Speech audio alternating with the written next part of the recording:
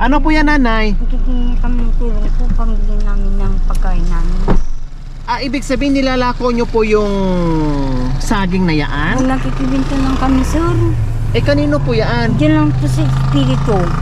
Kung minsan Tapos? lang, binibigyan lang kami 5-10. Magkano isang piling? Galing sa po, 40 po isang kilo po. 40 yaan. Oo. O magkano ang sa inyo dyan na... Pag minsan po, 10 piso lang po, sir. Patingin, ilang piling pa ba yaan? 2 po, sir. Nakailang piling na kayo? Nakatatlo po. Nakatatlo na kayo. Anong pangalan ni nanay? Sharon po. Nanay Sharon, ilang taon na po kayo? 50 po. 50 na kayo. Yung mister nyo, anong trabaho? Wala po, sir. Kanino po yung anak na kasama nyo? Pamangkin ko po. Pamangkin nyo, may anak kayo? Wala po. Wala. O nasaan si mister ngayon? Nandiyan po sa bahay namin. Sa bahay nyo. O bakit nagtitinda kayo at nilalako nyo yaan? Pag minsan naabot namin sa Wawa, sir. Nakakaarating kayo doon? Marami na rin po. Ha? Makinig na kami ng tulong po sa inyo. O sige, bibilhin ko yan yung saging mo. Okay sa iyo. O sige, magkano yan? 40 isa. O boy, bibilhin ko na lahat yan. Ha? Nanay Sharon, para makauwi ka ng maaga. Ang kasama mo ay pamangkin mo. Opo. Ang laki nyo po ilang taon na? Mga 25 po. Yung asawa nyo? Opo. Ilang taon na yung asawa nyo? 25 lang. 25? Tapos kayo 50? Bata pa yung asawa nyo? Wow! Bagets ang asawa nyo Baka pwede nyo ipakilala sa akin. Ha? O ang ganda-ganda pa ng smile nyo Doon po yung bahay namin, sir. Ha? Doon po yung bahay namin. Saan? Stampo po. Malayo po ba? Malay po. Nilalakad nyo lang? O, pag minsan naabot namin ng baba ako lang. Ibinta lang kami. Kung minsan nga, Taga saan po ba talaga kayo? Barangay? tampog po. Ha? Tampog. Tampog, Barangay Tampog Zone. So ayan mga kababayan, si Ate Sharon, habang kami ay galing ng kami ng Tarlac, nandito na kami sa Bayambang, Pangasinan, no, dito sa may boundary. Nakita namin si nanay, sabi ko parang nag-aalok si nanay ng saging, no? Actually merong lumapit sa kanya, dalawang lalaki. Siguro tinatanong siya or inaalok niya yung dalawang lalaki, tapos hindi naman nabili.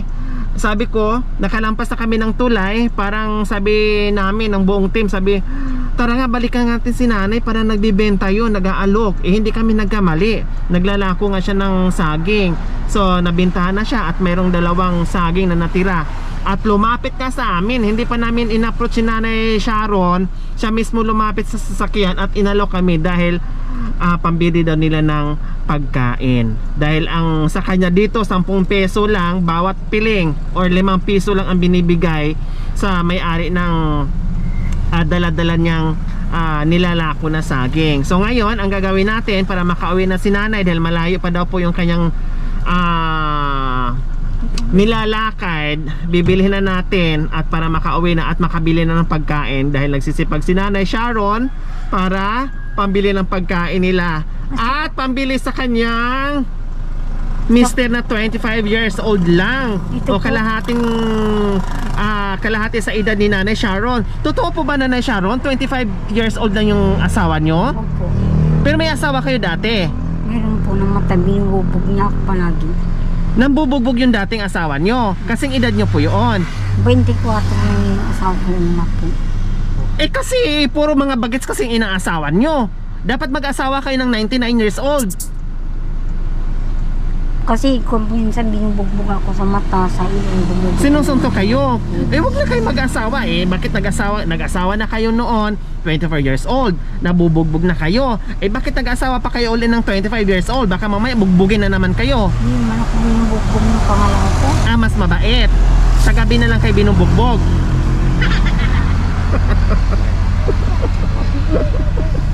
Parang ang ganda-ganda ng smile nyo. Anong trabaho doon sa asawa nyo na 25 years old? Wala pong trabaho to. Wow, pensyonado. Kayo ang nagtatrabaho, kayo naglalako para may makain, ganon? Saka hindi na namin saging to, nakikibinta lang kami dyan. Binibenta nyo lang. Dapat bata pa yung asawa nyo, nagtatrabaho din siya. Magkatuwang kayong dalawa. Ako lang nagtatrabaho. Sa bagay, may trabaho na ba din siya pagdating sa gabi, no? Diyos ko. Okay, sige. Ito po ang kasama ni nanay. Ilang taon ka na, anak ko? 3 pa lang po. Ay, 3 taon ka pa lang. Ang sipag-sipag mo naman. Sinamahan mo si Lola? Opo. Ha? Para maglako? Opo. Oh, magkano na kayo? Ano lang po kami. Bali, 3 na po nabigyan. 3 piling na ang nabenta nyo. So, ang dala-dala nyo ay 5 piling. Okay, sige, bibilhin ko na Nanay Sharon. Oh, ang ganda pa naman kahit maliliit, oh. Oh, 'di ba? Okay, sige, bibilhin ko na 'yan. 40. Oh. Sa'yo na 'yan. Ha? Hingi ka rin pera? Oh, sige. Hingi din ng pera yung bata. Ito yung bayad niya. Opo, oh, bayad ko 'yan, ha. Oh. Uwi na. Oh, uwi na siya kasi naka 100 na. Oh, sige, bibilhin ko 'yan. Tapos meron akong surprise sa iyo, Nanay Sharon. Kumusta ka, Sharon Conita? Mabuti po. Ha? Mabuti lang. Mabuti. Kumusta si Kiko Pangilinan? Mabuti rin po. Mabuti siya. O kumusta si Mr. na 25 years old? Doon lang po sa bahay namin. Ano ginagawa? Wala. Tulog-tulog lang. Hmm. Sana ako na naging mister mo. Hayahay yung buhay. No? Okay? So, syempre, hindi tayo nagkamali na binalikan natin si Ito nanay. yung bayad. Saging po. Ha? O sige, ibigay nyo po dito. So ayan, binibigyan ni nanay yung saging. Bibilhin na natin para makauwi na siya. So mayroon na naman tayong pang merienda. O, ayan, ilalaga natin yan. Sige, bibilhin na natin para makaalis na si nanay. Tapos, Nanay Sharon, meron kaming surprise. So ayan mga kababayan, si Nanay Sharon po ay hindi tayo nagkamali, binalikan natin. Dahil kahit sa maliit na kinikita niya, tinutubo dyan o binibigay dyan sa may-ari ng saging, pero hindi niya iniinda yung nilalakad niya kay layo-layo para makabenta at meron siyang makuha doon na 10 o 5 piso na pambili ng pagkain nila. At buti na lang walang mga anak, dahil kung may mga anak si Nanay Sharon, lalong mahirap na Sharon, no? Mga tinta, pambili ko sana ng bigas. Ha? Pambili ko sana ng bigas. Pambili- Sa ulam. Ang problema nyo ay bigas, Sa ulam po sana. ulam. O ano bang gustong ulam ni Nanay Sharon? Kahit ano naman. Anong madalas inuulam ni Nanay Sharon? Kung kami doon kami Bagoong? bagong ninulam namin pagminsan. Bagoong. O anong request ni Nanay Sharon na ulam? Ano yung gustong-gusto mong kainin na ulam? Kahit ano yung bilhin naman. Ha? Kahit ano yung bilhin. Kahit ano lang? Yung gusto mong kainin, sige, request ka. Kung yung gusto mong kainin na ulam na matagal mo nang hindi nakain. Kapasan mo. Yung ano po, yung bangus po, hindi kami nakakauwi. Bangos na Ito po. pritong bangos na ayun yung relinong bangos na ang laman ay saging. Hindi po. Yung ano, pinipirito lang po.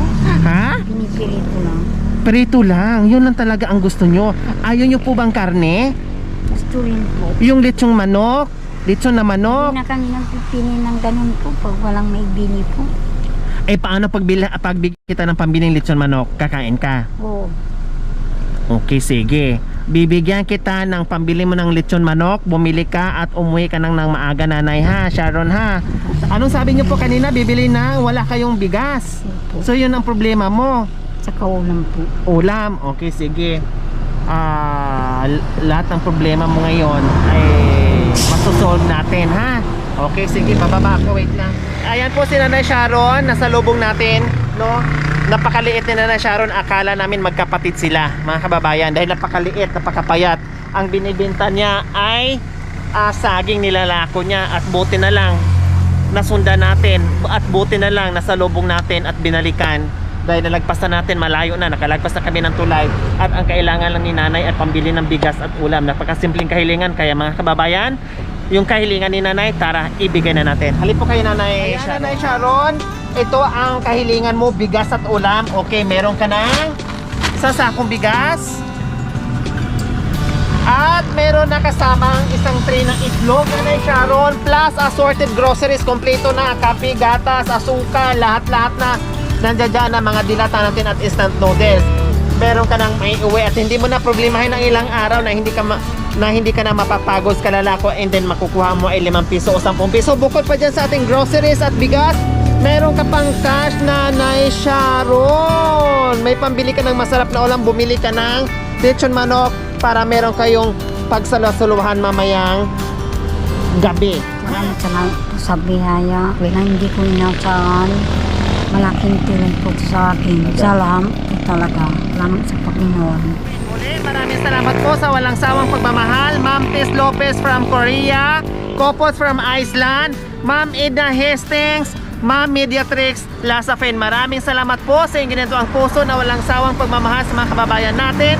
Nawa ipagpalain tayo ng Panginoong Diyos araw-araw. Nawa ibigyan pa tayo ng kalakasan ng katawan sa araw-araw. Nawa ibigyan pa tayo ng mahabang buhay upang sa ganun marami pa tayong matulungan na tulad nila. Maraming salamat po. Parating na po ang ulan, mga kababayan. Ayan po. So hindi na tayo magtatagal, mga kababayan. Huwag niyo pong kalimutan paki-share at subscribe sa aking YouTube channel, Lori Aquino Talita. Maraming salamat po. Gabi sa Sol. Bye, Nanay! So ayan, dahil maabutan na tayo ng ulan, Nanay Sharon.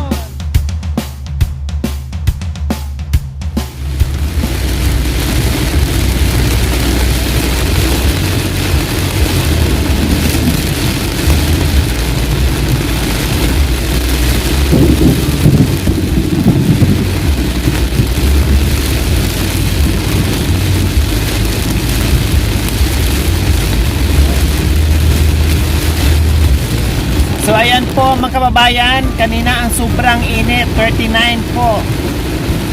Tapos ngayon sobrang lakas ng ulan, mga kababayan. Nagagaling po kami sa Kamiling Tarlac, pauwi na po kami papuntang Rosales, Pangasinan. Naabutan po talaga kami ng lakas ng ulan, mga kababayan. Ang lalakas pa ng kidlat. So ayan, halos hindi po natin makita yung daan.